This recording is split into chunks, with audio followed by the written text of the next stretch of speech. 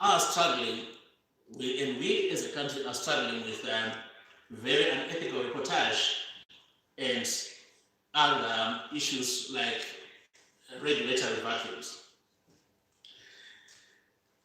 The media sector complains that the procurement of newsprint is a major obstacle in this country. Since our paper mills in Manicaland went defunct, most, if not all, the newsprint that is used in Zimbabwe is imported. And that's a problem, because once you are talking of importing something, it means that they have to, a good number of them have to go to the Reserve Bank, to the auction, to bid, to be able to import newsprint. And for that to make sense, it means they have to import quite a lot of it. They have to import in bulk. At some point, the ministry suggested that the different media houses that are involved in the print sector should coalesce, come together, import in bulk together, and then distribute and cut according to their own type of paper cut they have. I do not think that we got quite a lot in terms of convergence between them. There was a little bit of working together, but I think for competitive reasons, each went their way. We also, and that's also where the issue of polarization comes in. And we also suggested to our media players, especially in the print division, that since there is so much, their capacity utilization is so low, you will find that I'm not going to name the media houses here, but some of the printing presses that have got a capacity to run, say, 2,000 reels or papers a day, because of the poor circulation that's bedeviling the media sector right now.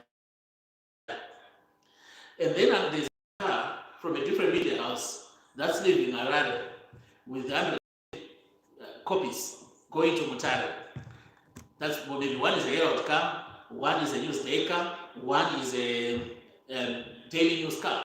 Again, one of them probably has got 60 copies. It does not make sense. What makes sense is for these media houses to come together, then one car leaves Harare with all 3 copies, all 3 papers, and another one leaves for Kariba the same way, and another one to Mashingo just the same way. I believe that makes a lot of sense. Unfortunately, because of polarization, it seems that convergence is not there. One media house doesn't want the other one to know its circulation.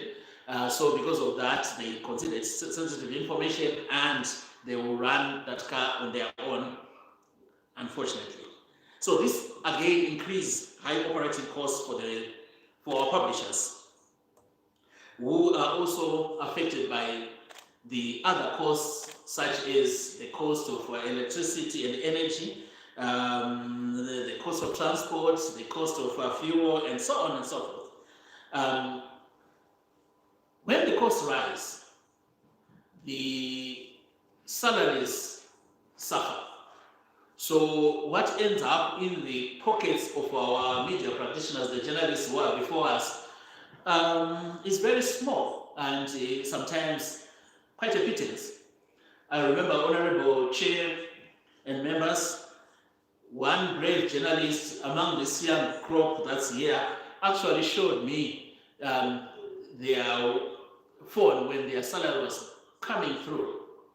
And I think, if I'm not mistaken, that's about 3 weeks ago, and they were getting as much as, if I may put it that way, 14,000 Zim dollars per month for all the hard work. That's the problem within the media sector. They are very low salaries. Why is that a concern to the ministry, you may ask? It is a big concern to the ministry because this is what brings in corruption. So if somebody gives them an extra $20 in a brown envelope to write a story a certain way, the temptation is too great, considering that they came from home with nothing, leaving home, leaving the house with nothing. And the $20 they are being offered would make a lot of difference to their daily living. So that's a problem within the media sector.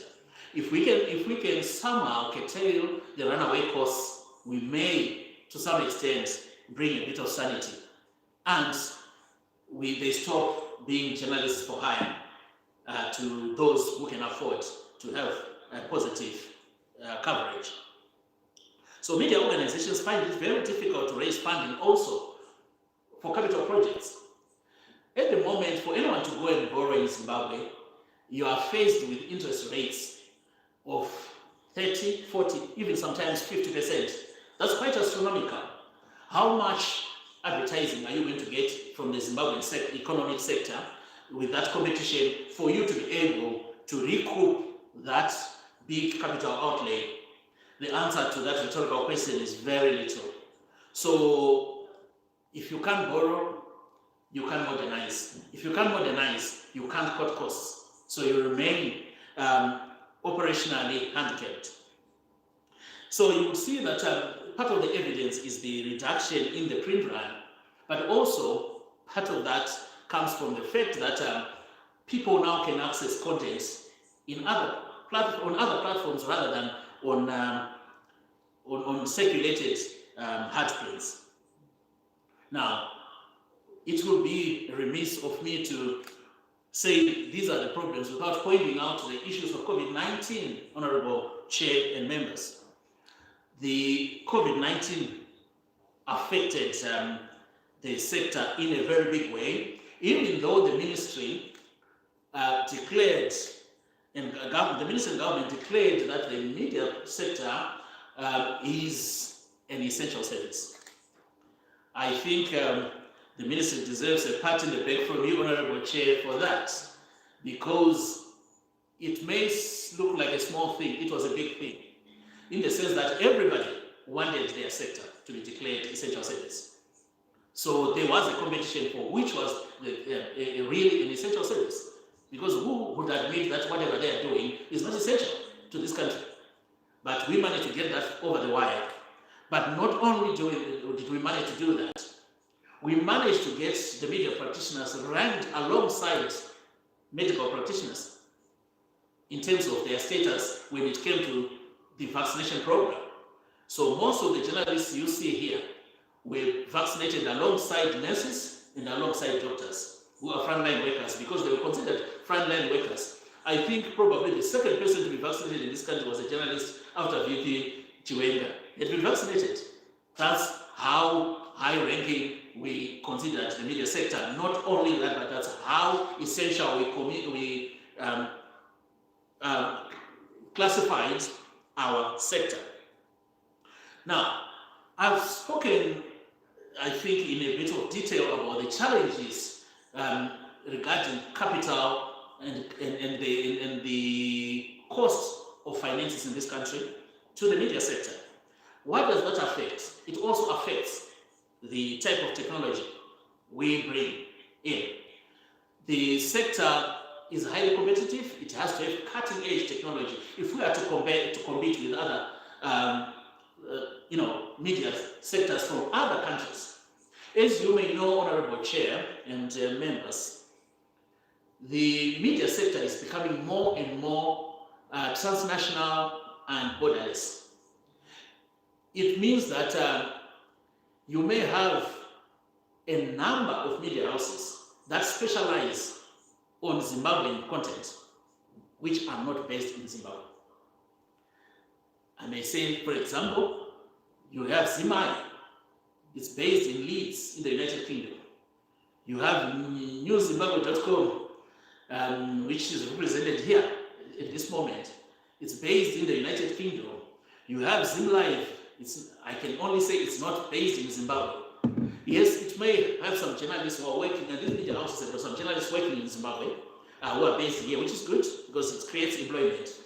It absorbs some of our young people that are leaving the media schools, the various tertiary media schools, but they're not paying tax. Besides the the VAT. I don't think any of them is paying taxes in this country. So they are competing with the media houses that are domiciled in this country, which are paying taxes in this country.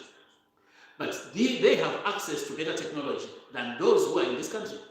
So you will find in the morning when you are looking for latest news, you will probably go to those ones with cutting edge technology, and you leave the ones that are around or based, domiciled in Zimbabwe, that are regulated in Zimbabwe. But these transnational ones have an advantage. So that's a problem.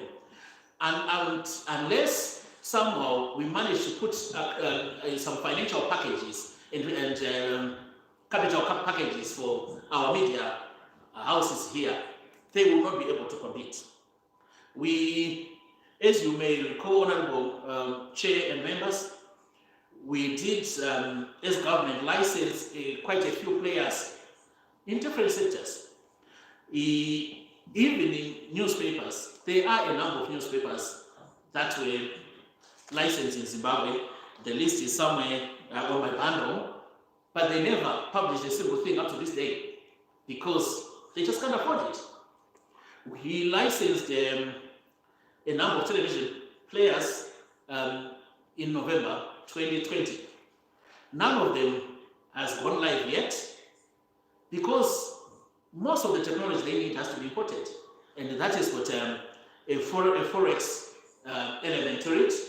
That also brings other challenges because the broadcasting sector is very capital intensive by nature. So if they can't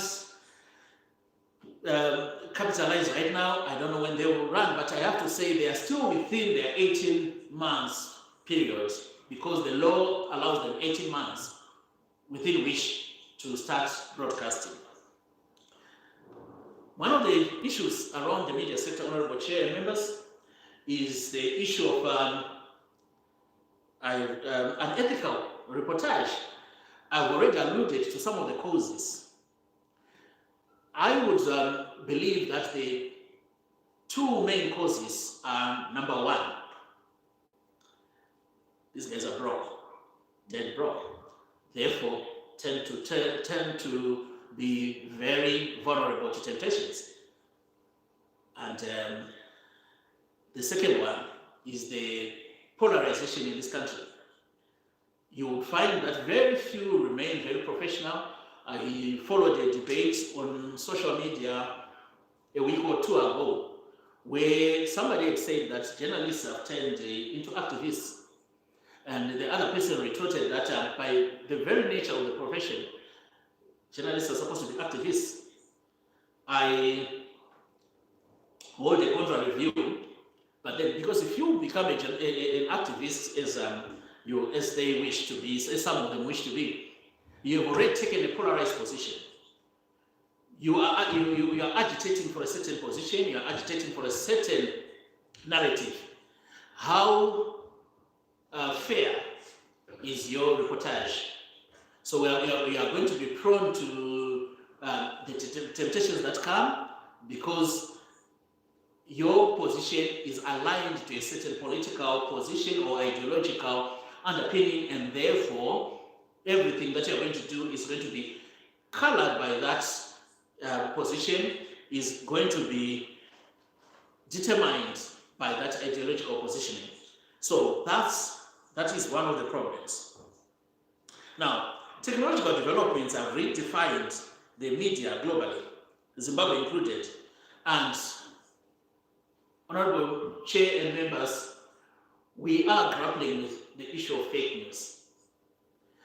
It does not affect only government, as some people may think that people are lying about governments, therefore therefore there's an issue. No, people are lying about people.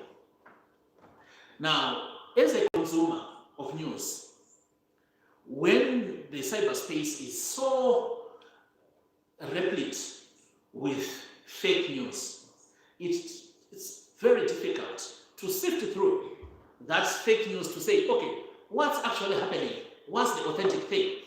That becomes a problem to the consumer.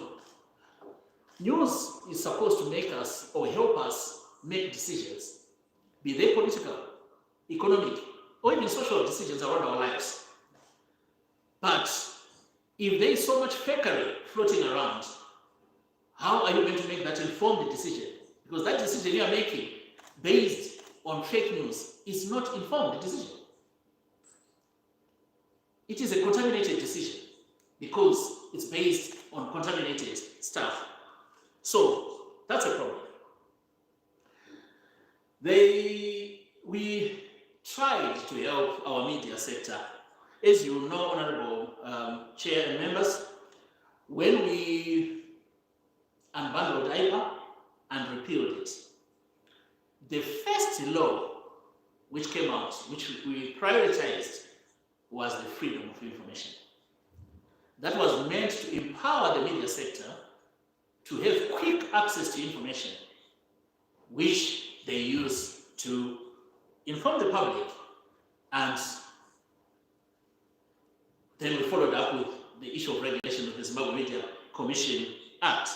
But the freedom of information also gives the citizen the right to access the primary source of information, so that we don't really have to wait for the peddlers of fake news or even the good media practitioners to publish something. If you are interested in a subject, you can access it directly as a citizen.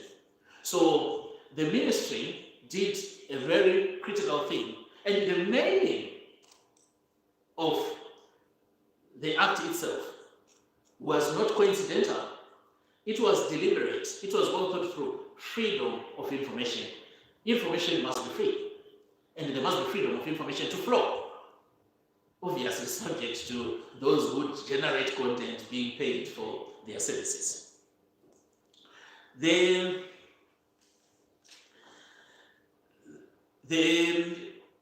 act called IPA was repealed.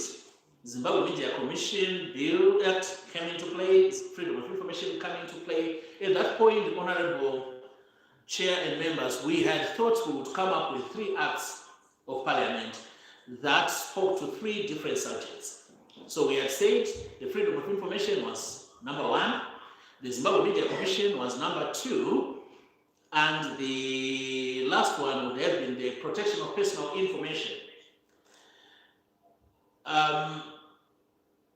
On advice, we grappled around that one. On advice from the Attorney General, we are thinking of abandoning the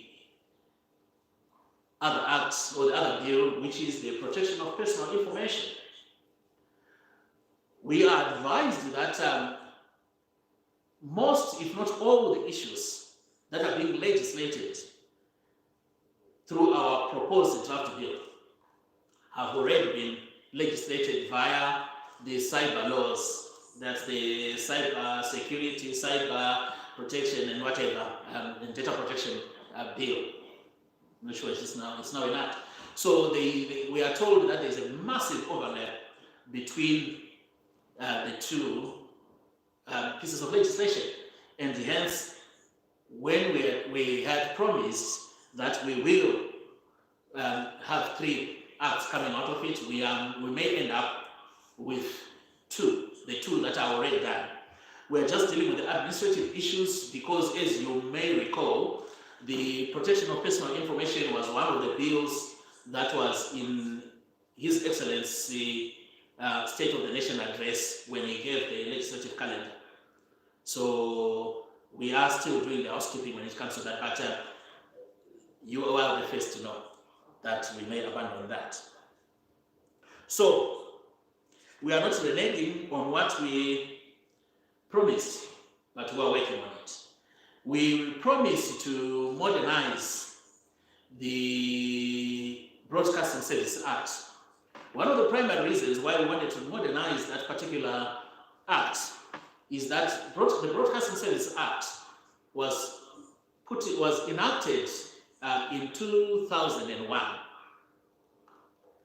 This year is its 20th anniversary. Now, Honorable Chair and members, we are talking technology here. If you think of the phone you were using in 2001, if you had one, And think of the phone you're using today, and think of what has happened in between. I think you get the picture. The Broadcasting Service Act is a technical act which speaks to technology in the industry. Now, our act is still talking of the 2001 technology. So much water has gone under the bridge. So we need an act that is modernized, that speaks to the technology of today, the broadcasting industry of today. That's why we want to modernize it. That there's been delays in that because in terms of the priority that comes from our drafters, they have prioritized other bills such as the mines bill. I think the mines will really, I think it's a good piece of legislation. It speaks to business, but we also contend that the Broadcasting Service Act also speaks to business because it speaks to the broadcasting industry. So that is the delay, Honorable Chair and members, in bringing the BSA, as we call it, Broadcasting Service Act 2001, through to this August House. Now, in conclusion, it is important, I believe, to applaud the efforts that has been taken, that has been undertaken by the Second Republic through this ministry in opening up our democratic space, in deepening our democratic ethos. Honorable Chair and members, I was saying the other day to the minister, you and I, our legacy set, because in 2.5 years, we repealed IPA. In 2.5 years, we licensed television stations beyond the one we had.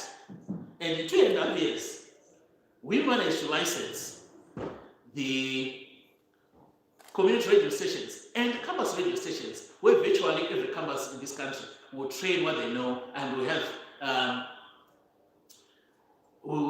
their own station and are having their own stations. And in those 2.5 years, we played a critical role in depolarizing the media sector. We are not yet there, but I believe we've made progress. Any journalists you see in this room, they know they can knock on my door anytime, regardless of how hostile their reportage on government affairs is. They can testify if they take an oath. They will tell you that I am telling the truth. This happened in 2.5 years of the Second Republic.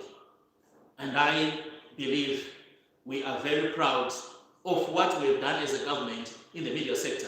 Because in those 2.5 years, Honorable Chair, there were media houses that were banned from coming into this country. Those media houses have now bureaus in this country. Literally everybody can come and report on Zimbabwe as hostile as they wish. Literally, our young people are being absorbed as bureau chiefs and correspondents for foreign media houses. In my previous assignment, I used to go to the broadcast, to the BBC, to the British Broadcasting Corporation quite a lot. And I was meeting a number of Zimbabwean journalists that worked there, that were giving me some reasons or the other why they left Zimbabwe or they ran out of Zimbabwe during the First Republic. But now, they can come back and work at home for the same media houses. Honorable Chair, it is my submission that we deserve a power. I thank you. Thank you very much, for that detailed report. You mentioned quite a number of critical issues pertaining to the media fraternity, and I was noting them down.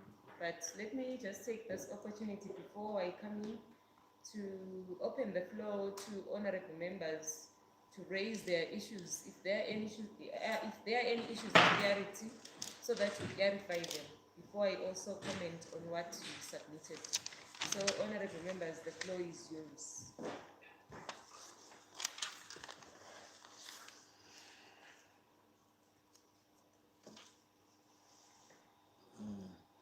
Honorable members, honorable members.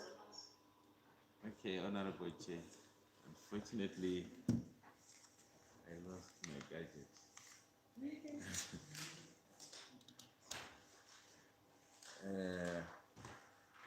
Okay, thank you, Pensek, for a detailed report.